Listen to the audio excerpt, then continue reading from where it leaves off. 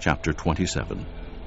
Early in the morning, all the chief priests and the elders of the people came to the decision to put Jesus to death. They bound him, led him away, and handed him over to Pilate the governor. When Judas, who had betrayed him, saw that Jesus was condemned, he was seized with remorse and returned the 30 silver coins to the chief priests and the elders. "I have sinned," he said, "for I have betrayed innocent blood." "What is that to us?" they replied. "That's your responsibility." So Judas threw the money into the temple and left. Then he went away and hanged himself. The chief priests picked up the coins and said, "It is against the law to put this into the treasury, since it is blood money." So they decided to use the money to buy the potter's field as a burial place for foreigners. That is why it has been called the Field of Blood to this day. Then what was spoken by Jeremiah the prophet was fulfilled. They took the 30 silver coins, the price set on him by the people of Israel, and they used them to buy the potter's field, as the Lord commanded me. Meanwhile, Jesus stood before the governor, and the governor asked him, "Are you the king of the Jews?" "Yes, it is as you say." Jesus replied. When he was accused by the chief priests and the elders, he gave no answer. Then Pilate asked him, "Don't you hear the testimony they are bringing against you?" But Jesus made no reply, not even to a single charge, to the great amazement of the governor. Now it was the governor's custom at the feast to release a prisoner chosen by the crowd. At that time they had a notorious prisoner called Barabbas. So when the crowd had gathered, Pilate asked them, "Which one do you want me to release to you? Barabbas or Jesus, who is called Christ?" For he knew it was out of envy that they had handed Jesus over to him. While Pilate was sitting on the judge's seat, his wife sent him this message: "Don't have anything to do with that innocent man, for I have suffered a great deal today in a dream because of him." But the chief priests and the elders persuaded the crowd to ask for Barabbas and to have Jesus executed. "Which of the two do you want me to release to you?" asked the governor. "Barabbas!" They answered. "What shall I do then with Jesus, who is called Christ?" Pilate asked. They all answered, "Crucify him!" "Why? What crime has he committed?" asked Pilate. But they shouted all the louder, "Crucify him!" When Pilate saw that he was getting nowhere, but that instead an uproar was starting, he took water and washed his hands in front of the crowd. "I am innocent of this man's blood," he said. "It is your responsibility." All the people answered, "Let his blood be on us and on our children." Then he released Barabbas to them. But he had Jesus flogged and handed him over to be crucified. Then the governor's soldiers took Jesus into the praetorium and gathered the whole company of soldiers around him. They stripped him and put a scarlet robe on him, and they twisted together a crown of thorns and set it on his head.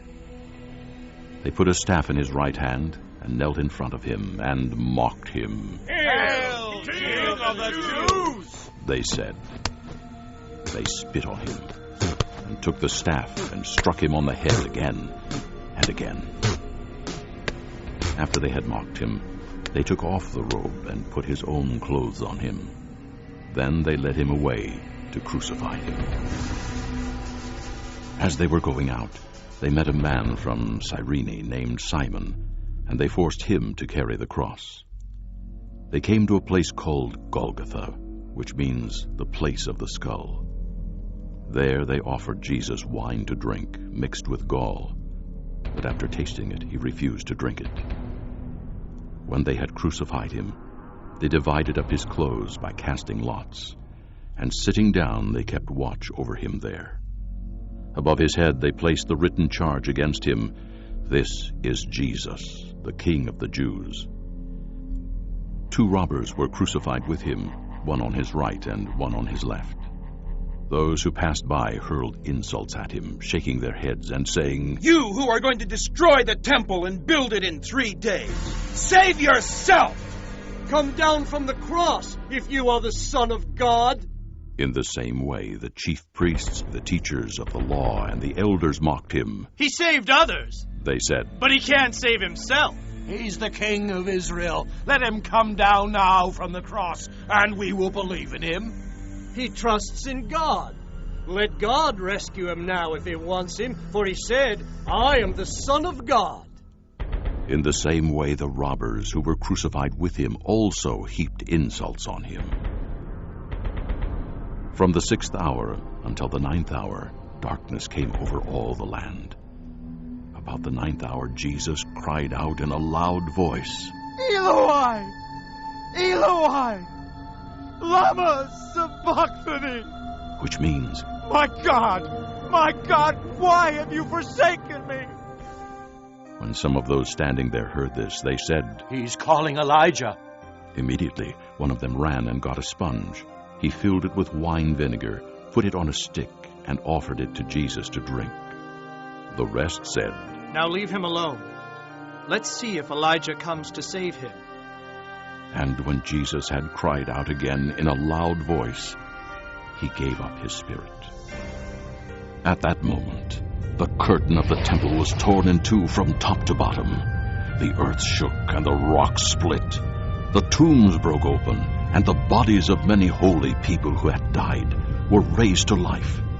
They came out of the tombs, and after Jesus' resurrection, they went into the holy city and appeared to many people. When the centurion and those with him who were guarding Jesus saw the earthquake and all that had happened, they were terrified and exclaimed, Surely, he was the Son of God. Many women were there watching from a distance. They had followed Jesus from Galilee to care for his needs.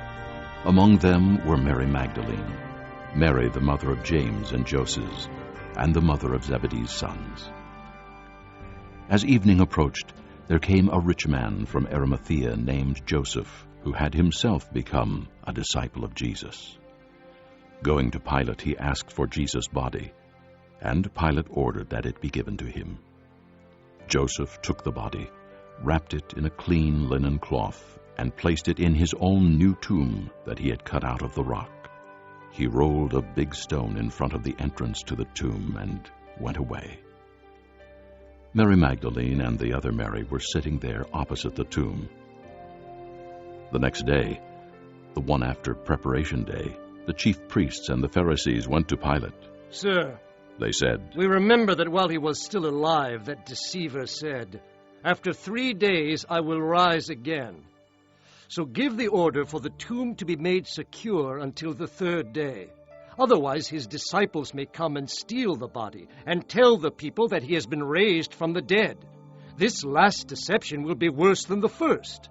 "Take a guard." Pilate answered. "Go. Make the tomb as secure as you know how." So they went and made the tomb secure by putting a seal on the stone and posting the guard.